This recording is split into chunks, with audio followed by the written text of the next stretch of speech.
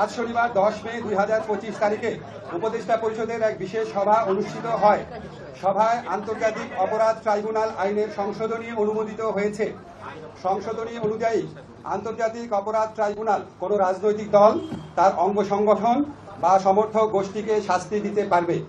উপদেষ্টা পরিষদের বৈঠকে আন্তর্জাতিক অপরাধ ট্রাইব্যুনালে বাংলাদেশের আওয়ামী লীগ ও তার নেতাদের বিচার কার্য সম্পন্ন না হওয়া পর্যন্ত দেশের নিরাপত্তা ও সার্বভৌমত্ব রক্ষা, জুলাই আন্দোলনের নেতাকর্মীদের নিরাপত্তা এবং আন্তর্জাতিক অপরাধ ট্রাইব্যুনালের বাদী ও সাক্ষীদের সুরক্ষার জন্য সন্ত্রাস বিরোধী আইনের অধীনে সাইবার স্পেস সহ আওয়ামী লীগের যাবতীয় কার্যক্রম নিষিদ্ধ করার সিদ্ধান্ত গ্রহণ করা হয়েছে।